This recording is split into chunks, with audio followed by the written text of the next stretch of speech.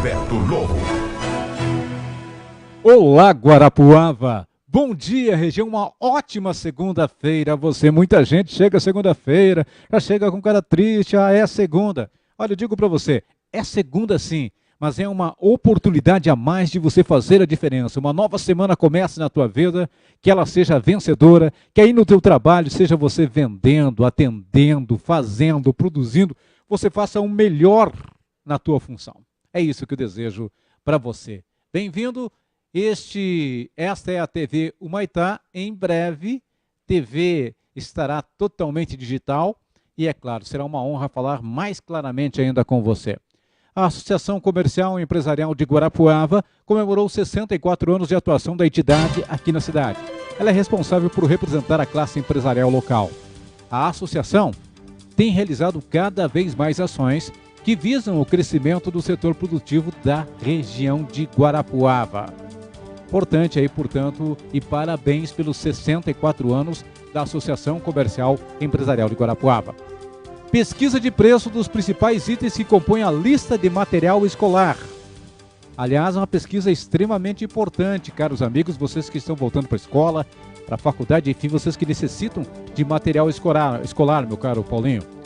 É uma pesquisa realizada pelo Procon aqui de Guarapuava, revela que a variação entre produtos pode chegar a, vejam só, 1.290%. Temos imagens. O levantamento foi realizado entre os dias 11 e 12 deste mês, em 5 papelarias da cidade.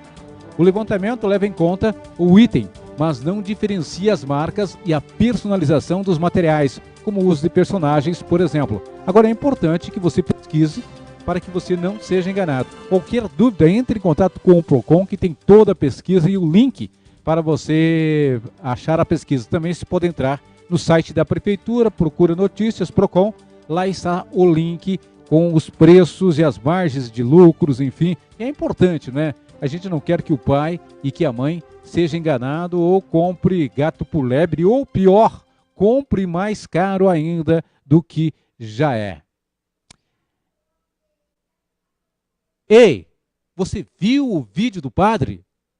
Essa talvez tenha sido a pergunta mais perguntada, sem pleonasmo, é claro, neste final de semana.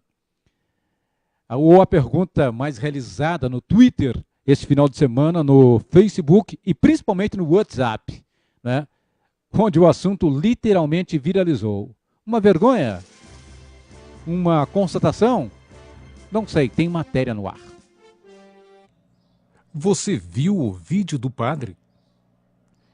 Essa talvez tenha sido a pergunta mais realizada no Twitter esse final de semana, onde o assunto literalmente viralizou.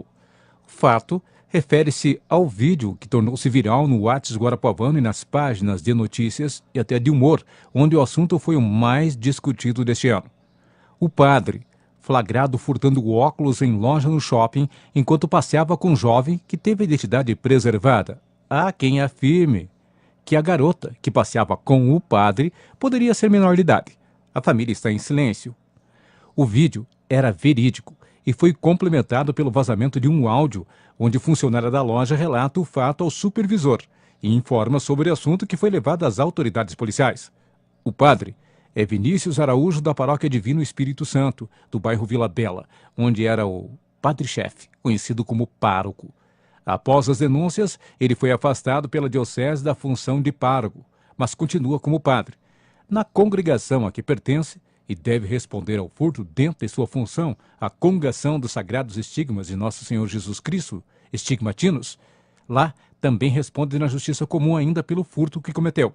A Diocese de Guarapuava e a congregação a qual o religioso pertence se reunirão nos próximos dias para discutir a situação.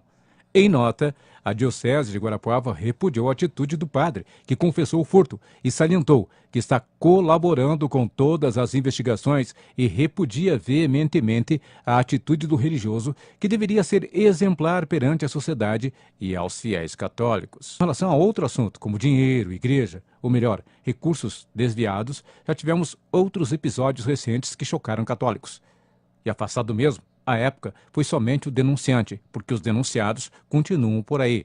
Esperamos que desta vez faça-se a justiça comum, a legal, porque da justiça divina eles mas dia menos dia terão que responder. Afinal, líderes espirituais.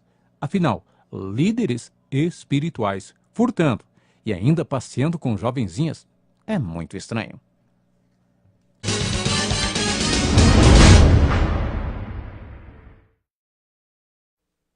Olha, acabam de confirmar, realmente, parece-me que a moça que passeava com o padre é menor de idade. Mais uma que ele vai ter que responder. Com relação a dinheiro e igreja, ou melhor, recursos desviados, já tivemos outros episódios recentes que chocaram os nossos queridos amigos da comunidade católica gigante aqui em Guarapuava.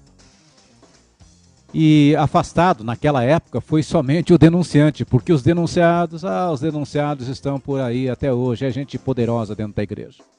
Neste caso, o padre foi afastado. Espera-se que dessa vez faça-se a justiça comum legal, porque da justiça divina, eles e outros casos, mais dia menos dia, terão que responder.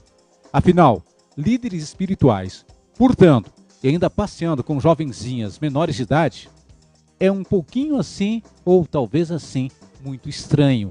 E é preciso essa justificativa, creio que a família da menina também deve estar cobrando. Mas enfim, aí é outro assunto que os nossos programas policiais da emissora com certeza irão destrinchar ponto a ponto. Temos dois. Na sequência, após o jornal, nós temos o Patrulha na Cidade.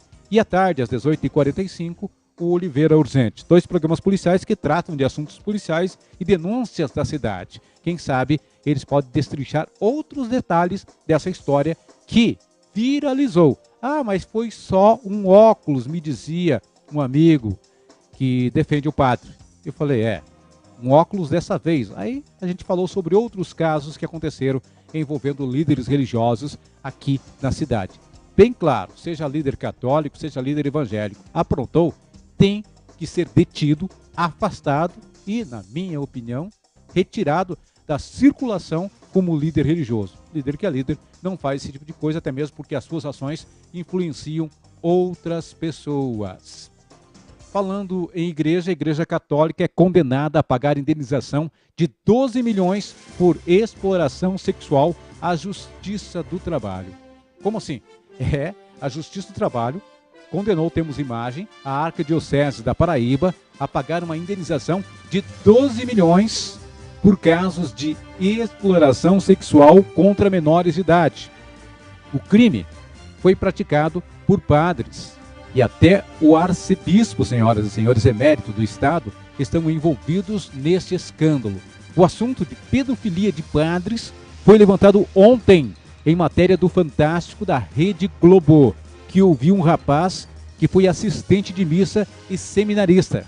Ele preferiu não ser identificado por pressão psicológica também. Duas testemunhas importantes nesse caso, que tinham marcado inclusive entrevista com o Fantástico da Globo, desistiram de falar porque foram pressionados e não puderam falar. Mas à justiça eles falaram.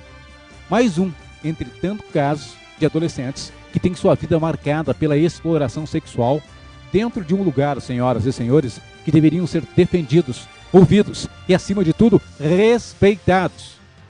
A igreja deveria respeitar e esses padres deveriam respeitar. Vergonhoso. A pergunta, pode voltar para mim, Paulinho? A pergunta que vem à mente é: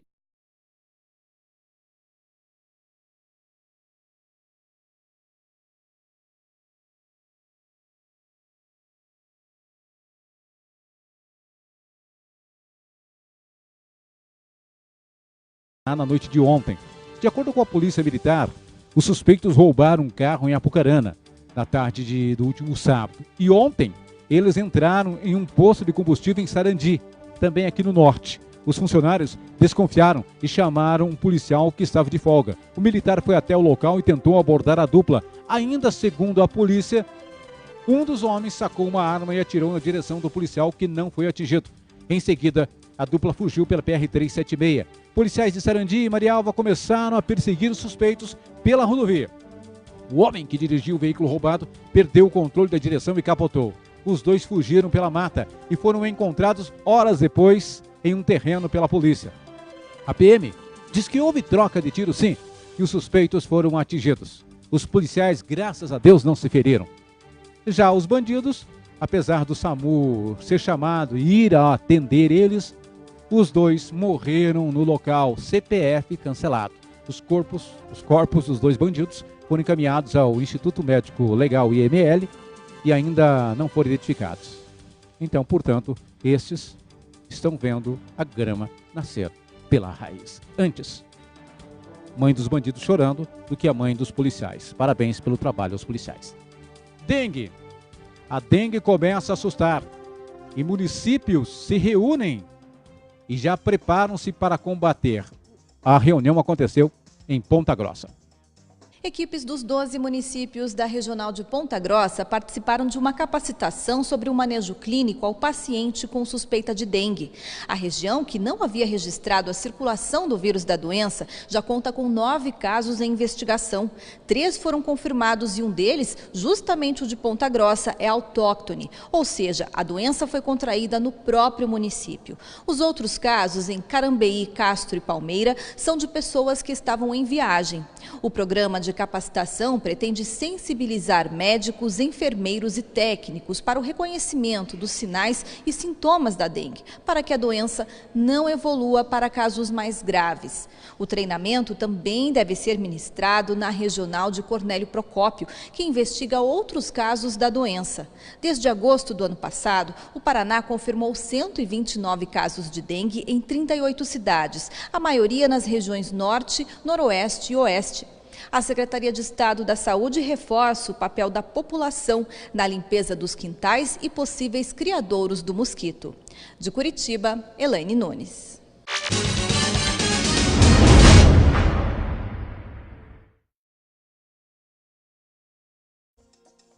Olha, é extremamente importante que você colabore, não deixe água parada, vasos, enfim, que tiver na tua casa que tem água parada, vire para baixo. Não deixe, gente. Não vamos deixar que casos aconteçam aqui. Ah, mas foi em Ponta Grossa. Ponta Grossa é 1 hora e pouco daqui. Casos podem vir, pessoas podem transportar o mosquito no carro, enfim, sei lá. De uma maneira ou outra ele chega e o bicho é maldito. Então é importante que você colabore aqui em Guarapuava. Fato aí, a reunião aconteceu ali em Ponta Grossa, esperando a técnica e os atletas sub-17 promovidos ao adulto para a Série Prata do Campeonato Paranaense de Futsal 2019, a diretoria do CAD Futsal de Guarapuava anunciou